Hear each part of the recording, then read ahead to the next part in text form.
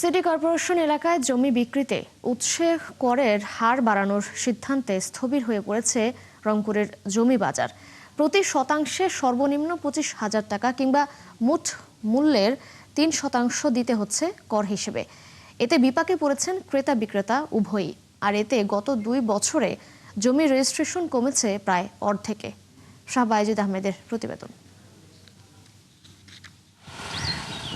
City corporation এলাকা হওয়ায় জমি রেজিস্ট্রেশনে দিতে হচ্ছে উচ্চ হারের উৎস কর। অথচ এই এলাকায় প্রতি শতাংশ জমির বাজার মূল্য 30 থেকে 35,000 টাকা। 50,000 টাকা শতক। যদি সরকারকে 25,000 টাকা ট্যাক্স দিতে হয় তাহলে আমার আর থাকে 25,000। নগরীর বর্ধিত এলাকার বেশিরভাগ মানুষেরই একই অবস্থা। সিটি কর্পোরেশনের অন্তর্ভুক্ত হলেও এসব এলাকায় এখনও তেমন উন্নয়ন হয়নি। জমির দাম ইউনিয়ন পর্যায়ের মতোই 30 থেকে 40,000 টাকার মধ্যে আছে। অথচ প্রতি শতাংশে উৎস কর দিতে হচ্ছে সর্বনিম্ন 25,000 টাকা। ব্যবসা যায় জমিওয়ালা তাইলে সরকারকে দিয়ে কিছু থাকে না। জমির দাম যখন থেকে 25,000 হয়েছে তখন থেকে একটু জমির দাম জমি কেনা বেচা খুবই কম হয়েছে। এটা প্রথাটা আগে যেমন ছিল ওইভাবে করলেই ভালো হয়। উঠে নিলে আমরা সাধারণ যারা গরিব মানুষ আছি তাদের একটু উপকার হবে।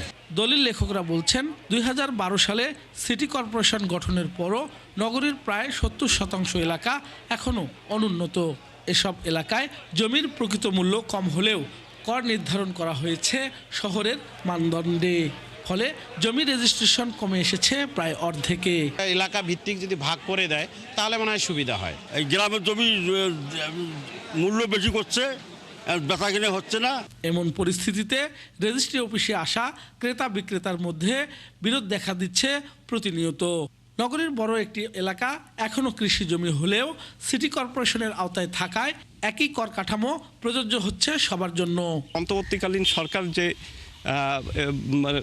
এই যে রাজস্বটা একটা অযৌক্তিক রাজস্ব ফিক্সড করে গেছে, এটা কোনোভাবে চলতে পারে না। এ বিষয়ে জেলা রেজিস্ট্রার বলছেন কর হার বাড়ানো হলেও রাজস্ব আয় তেমন বাড়েনি, বরং জমি রেজিস্ট্রেশন কমে যাওয়ায় আয়ও কমেছে। সরকার রাজস্ব তো অবশ্যই হারাচ্ছে, এটা তো দিবালোকের মতো স্পষ্ট। এবং সবচেয়ে বড় কথা যে আমাদের রেজিস্ট্রেশন যে হার, সেই গতিটা মন্থর হয়ে গেছে। উৎস করের এই হার পুনর্বিবেচনা না করলে রংপুরে জমির বাজার আরও স্থবির হয়ে পড়ার আশঙ্কা করছেন সংশ্লিষ্টরা। শাহ বাইজিদ আহমেদ, 71, রংপুর।